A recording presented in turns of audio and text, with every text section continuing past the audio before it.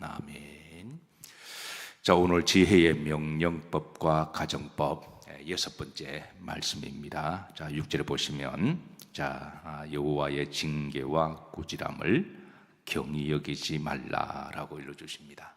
자, 다 같이 한번 합독하시죠. 내 아들아, 여호와의 징계를 경히 여기지 말라. 그 꾸지람을 싫어하지 말라. 자, 본절에 두 가지 단어가 나옵니다. 징계라는 말과 꾸지람이라는 말인데요.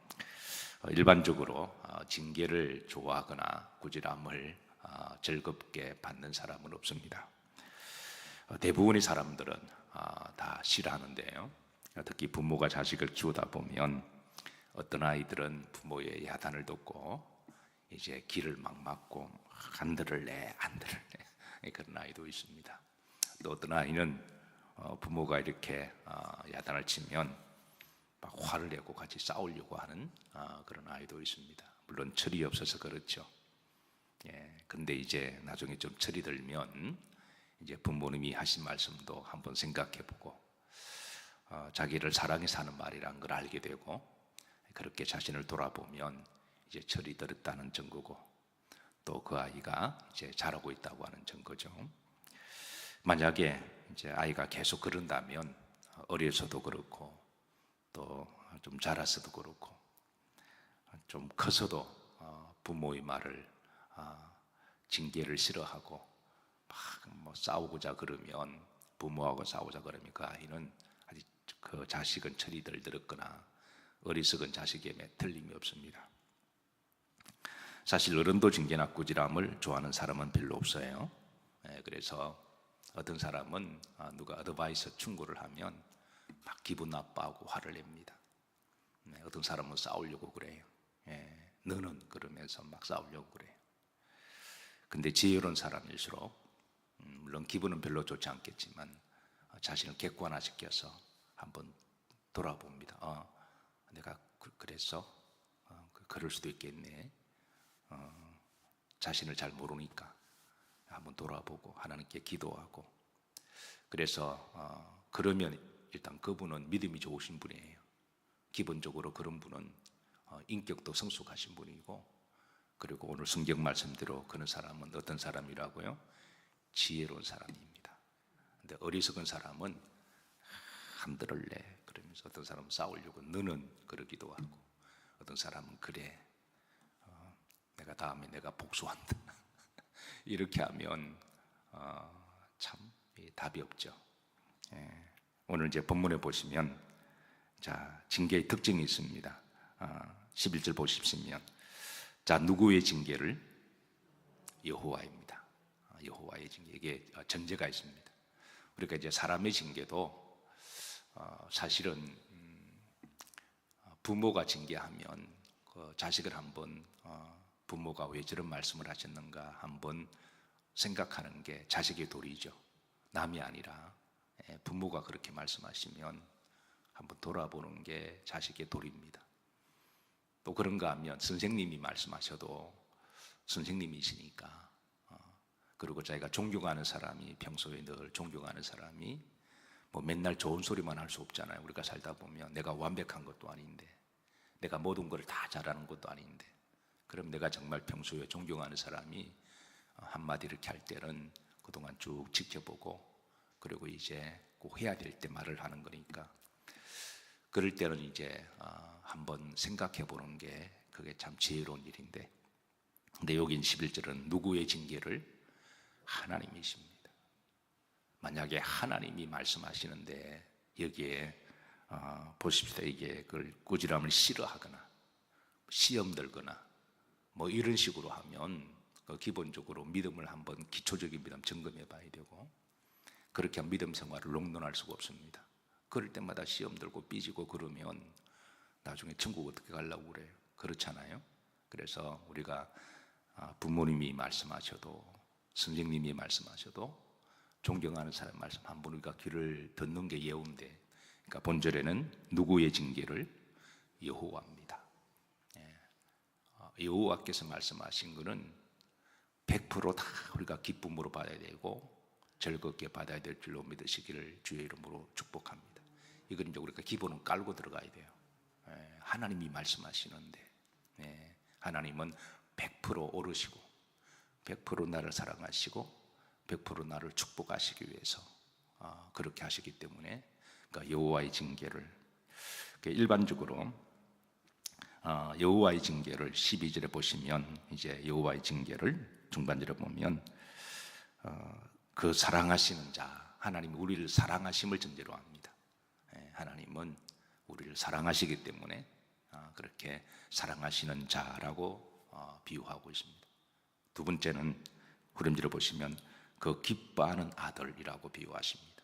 마치 이제 부모가 자식을 그렇게 기뻐하고 그렇게 사랑하시듯, 하나님은 그렇게 우리를 이렇게 가만히 지켜보시다가 필요하실 때 성령님을 통하여 또 말씀을 통하여 또 그렇게 징계하기도 하신다는 것이죠.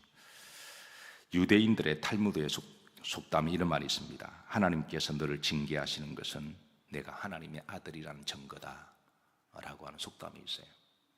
이 말은 징계가 없으면 우리가 남의 자식한테 말하지 않잖아요. 걔가 담배를 피던 사고를 치던, 몇 년 전인가요? 제가 미국에서 목회할 때 한국에 잠깐 무슨 이제 부흥회 때문에 들어올 일이 있는데, 근데 길을 가다가 어린아이가, 내가 볼 때 어린아이가 한 중학교쯤 되나 골목에 담배를 피고 침을 태태 받고 있길래 어른으로 그냥 지나가려고 그러다가, 그때만 해도 좀 내가 젊었으니까 지나가다가 너네 지금 중학교 같은데 담배 피면 안 돼 그러니까 나고 이씨 몇 명이 이씨 제가 깜짝 놀라. 제가 한국 정서를 잘 몰랐던 거예요. 미국 아이들은 좀 순박하거든요. 아이들이 순박합니다. 맨날 집 학교만 있다 보니까 깜짝 놀라서 이러다가 얻어 터지겠다 싶어서 제가 그냥 지나갔는데, 남의 자식한테는 더 이상 말하지 않죠. 근데 내 자식은 다른 거죠. 지켜볼 수가 없는 거죠. 그래서 유대인 속담에는 하나님이 너를 징계하신다는 것은 너를 사랑하신다는 증거다라고 하는 속담이 있습니다. 사랑하는 성도 여러분, 하나님은 여러분을 사랑하시는 줄로 믿으시기를 주의 이름으로 축복합니다. 그런데 일반적으로 하나님이 이런 징계와 꾸지람에 대해서 일반적으로 초신자들이나 믿음 없는 사람들은 어떻게 받아들이냐면, 자, 11절 보십시다. 두 가지로. 그러니까 일반적으로 그렇게 하니까 그러지 말라는 거예요. 일반적으로 그러니까. 첫 번째입니다. 뭐 여기지 말라? 경히 안 듣는다는 거예요. 듣고 싶은 말만 듣고 듣기 싫은 말. 그러니까 하나님이, 사실 성경에 보면 우리 하나님이 좋은 말을 참 많이 하세요. 목사도 설교하다 보면 말씀 그대로 설교하니까 주로 좋은 말을 많이 설교합니다. 하나님이 당신을 사랑하십니다. 하나님은 당신의 죄를 용서하십니다. 하나님은 당신을 다시 세우십니다. 하나님은 힘주시고 회복하시는 하나님이십니다. 하나님은 소망을 주시고 하나님은 이른 비와 늦은 비를 주십니다. 하나님은 샬롬의 복을 주시고 또 하나님은 올바른 길로 인도하시고 영생의 복이 있습니다. 그러니까 얼마나 좋은 말이 많은가요? 그런데 문제는 우리가 100% 완전하게 순종하지 않잖아요. 100% 다 우리가 옳은 일을 하지 않잖아요. 문제는 우리의 죄성이 있어서, 우리 고집이 있어서 아직 버리지 못한 육신의 소유가 남아 있어서, 그래서 이제 지멋대로 살아갈 때가 있을 때, 그럴 때 성경은 또 성령을 통하여 우리들에게 말씀하실 때 보십시다. 뭐 여기지 말라? 경히. 그러니까 귀를 닫고 나 안 들을래, 안 들을래. 내가 듣고 싶은 말만 들을래. 무조건 좋은 말만 해주세요. 그러니까 그러지 말라는 거예요. 두 번째입니다. 그 꾸지람을 하지 말라. 어떤 사람은 대놓고 시험 듭니다. 나에게 그런 말을 해서 목사님이 나 들으라고 한 소리인가? 그러니까 그러지 말라는 거예요. 교회에 처음 나오면 초신자들은 그럴 수가 있습니다. 아직 뭐 잘 모르니까. 그건 철이 없는 거고 또 인격과 신앙이 아직 다듬어가는 중이니까. 근데 우리가 신앙생활 어느 정도 했으면 어린아이 믿음을 이제 버리고, 이제 그런 거는 다 이제 기초적인 과정은 어느 정도 신앙생활 한 한 3년이면 되나요? 한 5년이면 되나요? 기초과정 한 10년까지 걸리나요? 제가 한번 물어보는 거예요, 여러분들에게. 기초과정만 몇 년이면 될까요? 맥시멈 3년. 왜? 예수님이 제자를 3년 데리고 다니셨으니까. 그러니까 한 3년 정도면 되지 않을까요? 아멘하세요.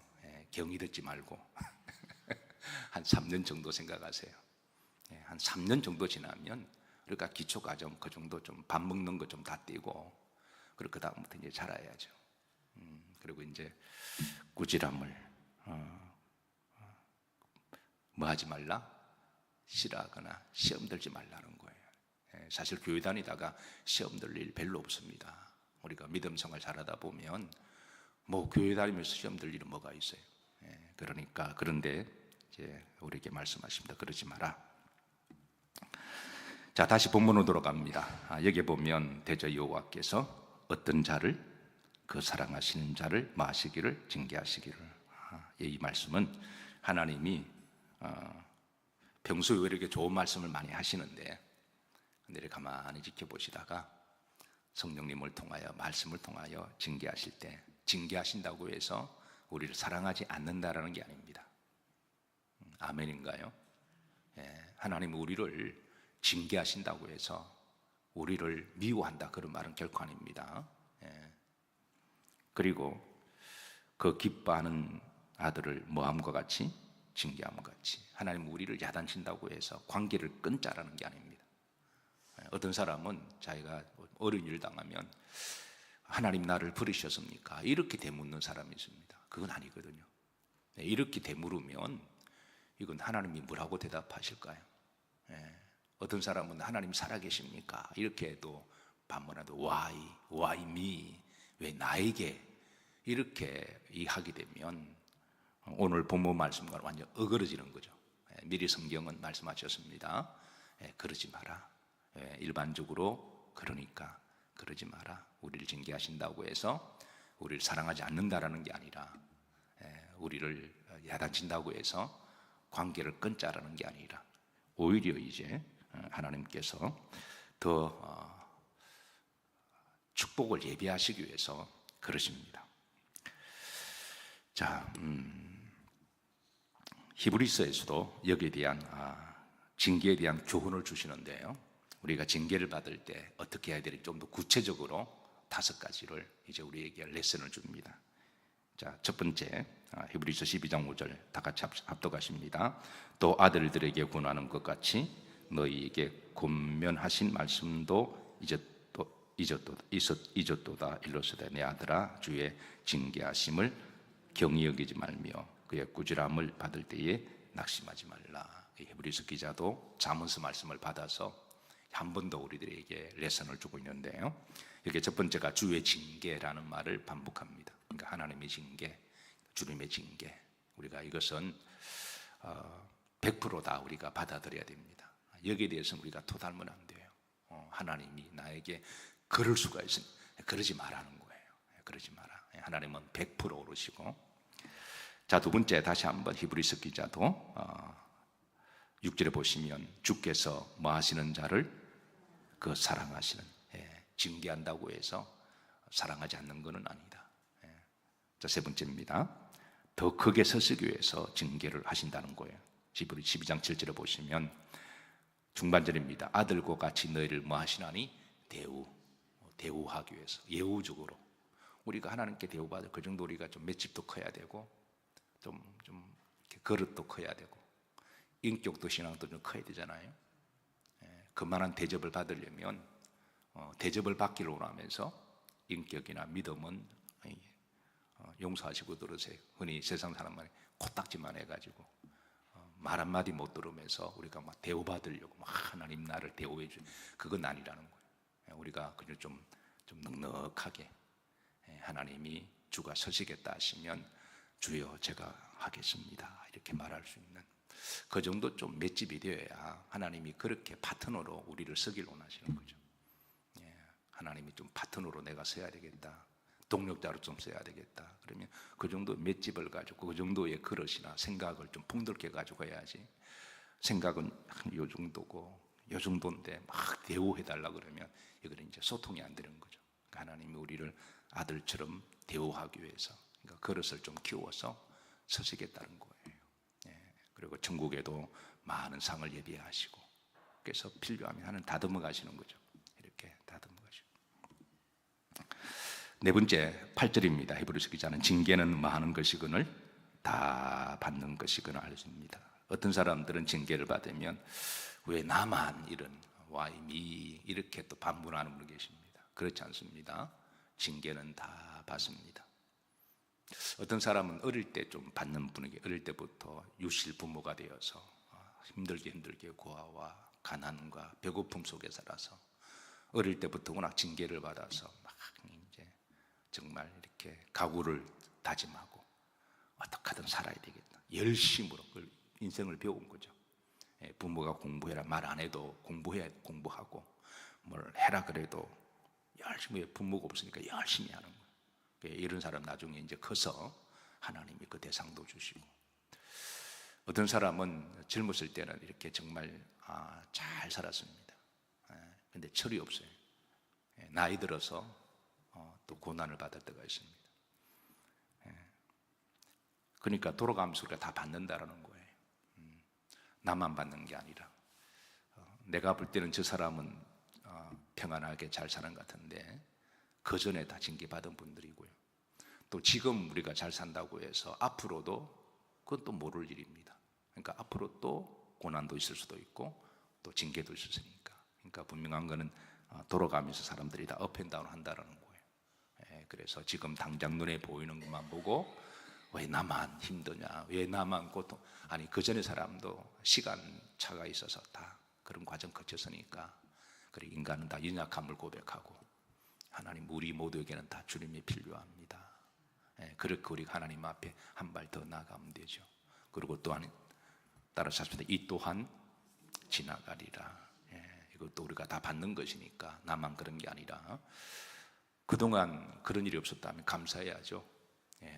그동안 그런 일이 있었다면 하나님께 하나님 그동안 정말 세상은 만만치 않은데 감사합니다. 그래서 다시 한번 마음 딱 다짐하고 하나님 이 원고비 또 잘 넘기면 제가 또 더 감사하고 그리고 더 믿음으로 또 열심히 살아가겠습니다. 또 일을 잘 해결할 수 있도록 지혜를 구하고 또 그렇게 하면 될 줄로 믿습니다. 마지막 5번째입니다. 히브리 12장 5절에 보면 후른절입니다. 자, 그에게 꾸지람을 받을 때 뭐 하지 말라? 어떤 사람들은 마음이 너무 착해서 절망하는 분이 계세요. 그 마음이 좀 자기 고집이 강한 사람은 막 이렇게 뭐 싫어하거나 아니면 막 이렇게 싸우려고 그래요. 뭐 이야기하면 그 뭐 너는 그러면 좀 자기 고집이 강한 사람이죠. 근데 마음이 너무 착한 사람은 누구한테 뭐 말만 들으면 그냥 절망해 버립니다. 낙심해 버리고 하나님이 나 미워하시는가 봐. 하나님이 나 버리셨는가 봐. 내 기도는 왜 응답해? 이러지도 말하는 거예요. 그것도 사탄의 주는 역사니까. 야단 맞을 때 아이가 부모님 야단 맞고 혼자 방에 가서 울고 막 방에 나오지도 않고 밥도 안 먹고 이러면 그 부모 마음 얼마나 아파요. 그러지 말라는 거예요. 낙심하지 마라. 따라서 하십니다. 낙심하지 말라.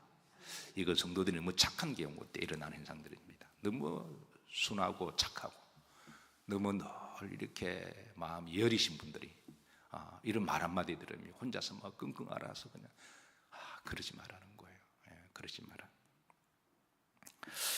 결론적으로 중요한 건 하나님은 성도들에게 때로는 징계하시고 꾸지람, 우리가 100%다 옳게 사는 거 아니니까. 그래서 가만히 지켜보시다가 하나님 필요하실 때 꼭 하십니다. 그럴 때 우리가 여호와의 징계, 주의 징계로 받아들이고 혹시 그걸 갖다가 가볍게 여기거나 귀를 막고 안 들을래 그러거나 꾸지람을 싫어한다거나 또 낙심하거나 절망하지 말고 기본적으로 하나님이 나를 사랑하신다, 이거 분명히 믿으시고 그리고 하나님과의 관계 꼭 기억하시고 나를 더 하나님이 대우하시기 위해서 나를 더 그릇을 키워서 그만한 인격과 또 그만한 또 우리 축복의 그릇을 하나님이 키우셔서 우리가 자신을 돌아보고 이제 객관화시키고 그래서 공정하게 기도하고 고칠 것 있으면 고치면 되죠. 버릴 거 있으면 버리면 되죠. 자를 것 있으면 자르면 됩니다. 근데 그 쉽지가 않습니다. 그 믿음과 인격이 있어야 그게 가능한 거거든요. 그렇게 자기를 다듬어 나가면 하나님이 이제 예우하시는 거예요. 파트너처럼. 아, 그래, 내가 같이 일할 만하다. 그래서 파트너로 생각하시고 하나님이 더 귀한 것을 맡겨주시는 그런 복된 우리 여러 성도님들, 우리 영일 성도님들이 되시기를 주의 이름으로 축복합니다.